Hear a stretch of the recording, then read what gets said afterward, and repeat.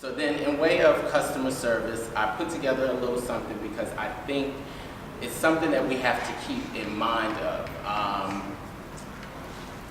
In a business like this, we can get trapped in repetitively just seeing clients, so you get in the mode of what you're getting done, blah, blah, blah, blah, and we forget a lot about the actual service aspect. I don't like to consider it customer service. I like to consider it what is now called customer relations, because I believe what we do is a lot, it has a lot of emotion into it. Our hairstyling and barbering really is about an emotional connection with our client, as opposed to not just so much so about the technical hairstyle or haircut. There's a lot more that goes into it. So I like to think of it as more of customer relations. So when you think of customer relations, can anybody tell me what you would consider, what would go into customer relations? Yes? Asking questions.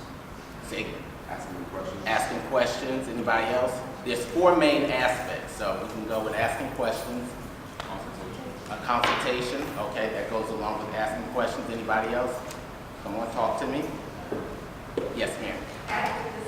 Active listening. So asking questions and listening are the 2 main things. Go ahead. Suggesting.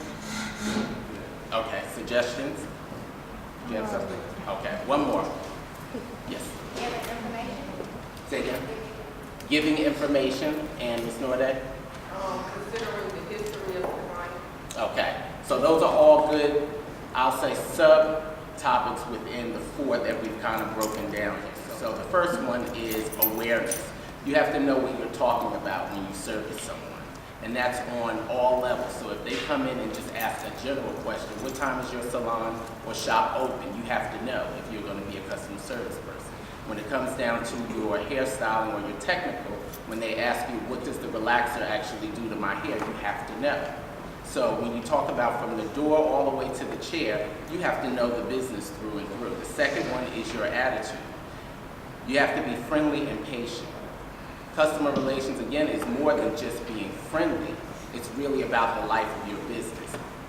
Depending on how much service or how much you put into your customer service when you deal with your clients, that kind of determines the longevity of the business. When you look at Bennett Career Institute, we've been here for 20 years. You can imagine a level of service that has gone into that in order to maintain a business for 20 years. Does anybody know how long an actual business or a business will turn a profit in how many years? 5 years. Do you know how many, the rate of closure before 5 years? Okay, so I'm going to give you that later on, but what I'm asking is, there's a percentage rate of businesses that actually close before they reach 4 or 5 years. So if you imagine that all of you that you put into your business, building it out, the money, the loans that you take, the equipment that you buy, all becomes a loss if your business fails. And a lot of that has to do with the service and what we put into it. The third thing is efficiency. We have to be prompt. When it comes to our industry, I'll say we've been known to not be as timely as we should, but there's a method to that. You have to learn how to book your clients. You have to learn how long it takes to do actual services. You don't want to book your clients back to back if you have no assistant.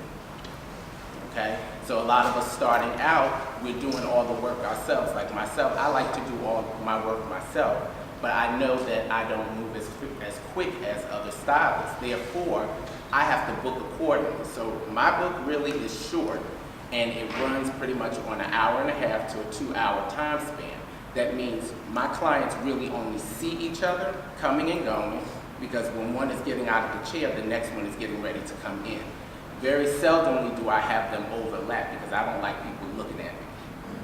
Okay? I don't like them looking at me while I'm servicing another client, because I can feel their thoughts saying, well, I wish you would hurry up, you curl too slow, stop talking, all those kind of things. So I like to book that way, but that is something that I learned from someone else who told me that you can only book clients as fast as you can go. If you have an assistant, then you can move doubly fast, because you don't have to go to the shampoo roll. You may just have to curl For the barbers, you can stay behind your chair. You don't have to worry about shampooing or actually doing the full facial service. You may set them up, but if you have an assistant, they may be able to finish out a service for you so that you can move on into something else. Kind of understand where I'm going? All right, and then the last thing is problem solving. So with problem solving, you have to be able to answer questions and fix the problems.